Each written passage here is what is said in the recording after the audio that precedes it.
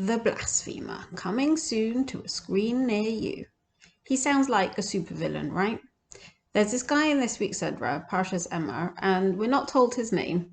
We just refer to him as the Makallel, the Blasphemer. Interesting story. So here's how it goes. So there's two guys having a fight. One of them is the son of a Mitzri man and a Jewish woman called Shlomis Bas Divri. The other man we're told nothing about, just that he's a Jewish man. The two of them have a fight, and one of them, the son of the Mitzri, starts to curse in the name of Hashem, to blaspheme, and he gets carted off to Moshe because that's one of the big no-nos. We're not allowed to blaspheme, and the people want to know what to do with him. And at this point, Moshe asks Hashem what to do, and Hashem says, you have to stone him. And that's what happens. They stone him, and that's pretty much the end of the story. Now, I want to know, where did this supervillain come from? What is his origin story? So to find that out, we need to look at the prequel. He didn't just wake up and decide to blaspheme one day. What made him do it? So the prequel takes place in the book of Shemos, and it's a story that we know very well. If you remember, in the book of Shemos, there are again two people fighting, a Jew and a Mitzri. And Moshe comes along and he sees the Mitzri is about to kill the Jew, and he steps in and he kills this Mitzri. And we know what happens after that. He ends up having to run away, and that's, it's a big part of the Moshe story. But the backstory to this is also very interesting. So what were those two people fighting about? When Moshe comes upon them and they're having this fight, what is that fight about? Doesn't say anything in the Pesukim. You have to look at various commentaries and midrashim to get that story. So this is a crazy story. This actually could be a film. So what happens is, this Mitzri who is fighting with the Jew, he's one of the Egyptian taskmasters. He's in charge of making sure that the Jewish people are working. So he goes to the home of one of his workers, this Jew, who, again, one of the commentaries tells us is actually Doson, who is a bit of a troublemaker himself, and he comes up in a few other stories, always causing a bit of a stir. He comes to the house of Doson, a Jew, and he sends him off to work in the middle of the night. And after Doson's left his house, this Mitzri sneaks in the middle of the night. You can imagine they didn't have electricity, it was pitch black. He sneaks into Doson's bed and sleeps with his wife. She's, she was fast asleep and it's the middle of the night. She assumes the man in her bed is her husband, because why wouldn't it be? And she's none the wiser until the next day, when her husband Doson sees this Mitzri leaving his house, and he suddenly says, hang on a minute, what's going on here? And what Moshe sees the next day at work is this huge fight between them. And the Mitzri is making Doson, the Jew, work harder and harder, actually trying to kill him, because he knows that he's been found out. So Moshe steps in and he kills the Mitzri, which he's allowed to do, because he is about to kill somebody else. Now, okay, so that is a bit of a crazy story, but what happens is, from that union of the Mitzri and the woman, who it turns out is this same woman, Shlomis Bas Divri, a child is born. And this is the child in this week's Edra in Parshas Emor. Not only that, Shlomis's husband, Doson, separates from her and remarries another Jewish woman, and he has a child. Now, that child is the other man, the Jewish man, also fighting in this week's Edra. So the fight between the two in this week's Edra is actually a fight between two people whose parents were previously married to each other. So what is this fight about this week?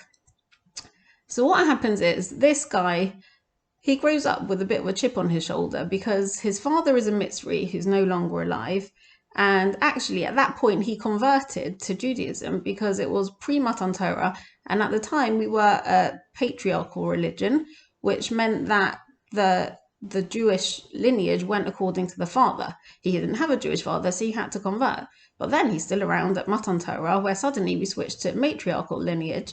And actually, he's got a Jewish mother, so he's actually now retroactively Jewish. So is he a ger? Is he not a ger? He's kind of a bit of both.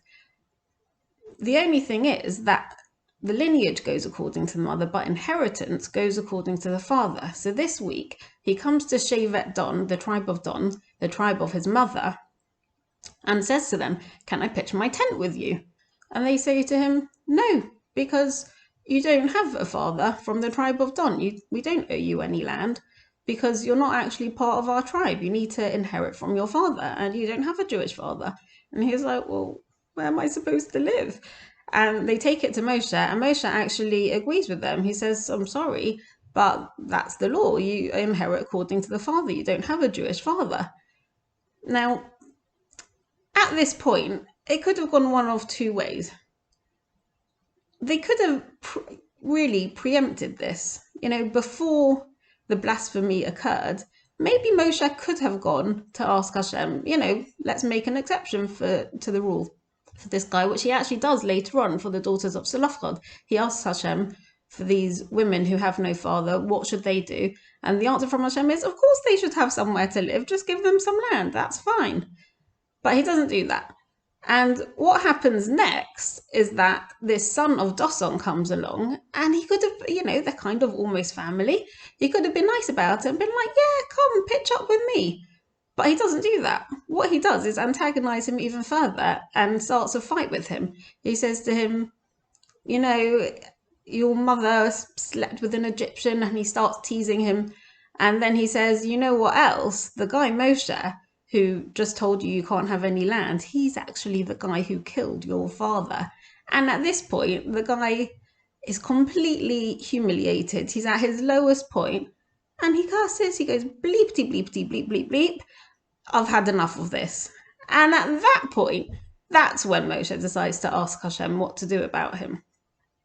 Now, of course, blasphemy is wrong. To say otherwise would, of course, be blasphemy. But at the same time, you can kind of sympathize with this guy. I mean, what's he supposed to do? Where's he supposed to live? He's been quite unfairly treated.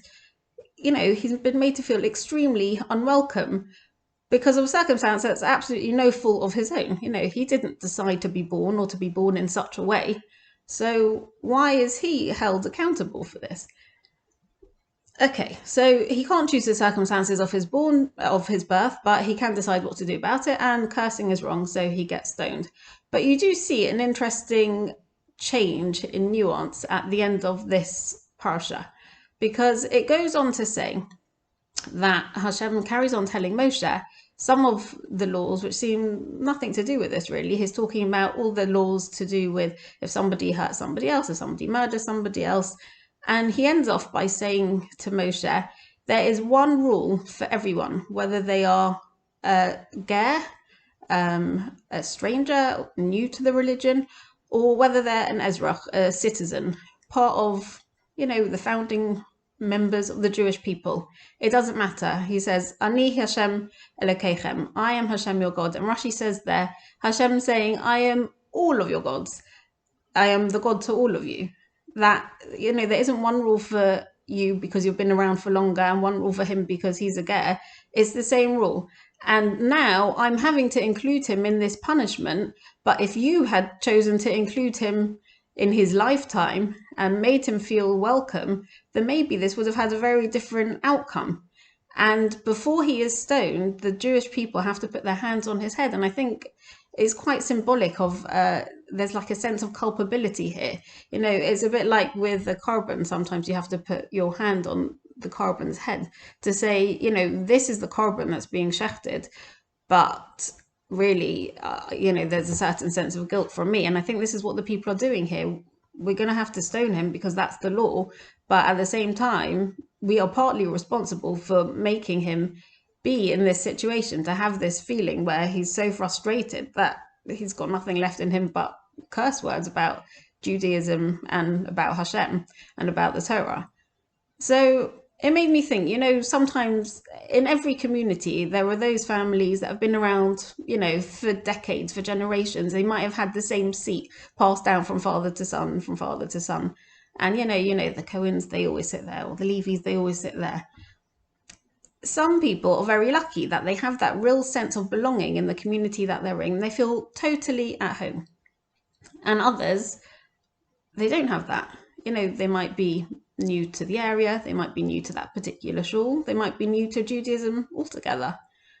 And I think it's our job, if you are very lucky and you have that sense of belonging and you feel at home in your shul, you need to treat it like your home. And in the same way as if you had a stranger come to your home, you'd do everything to make them feel welcome, say, come in, have a drink, sit down.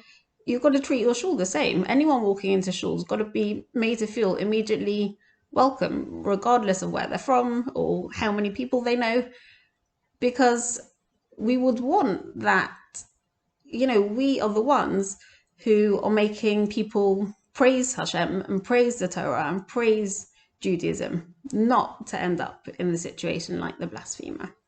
Have very good Shabbos.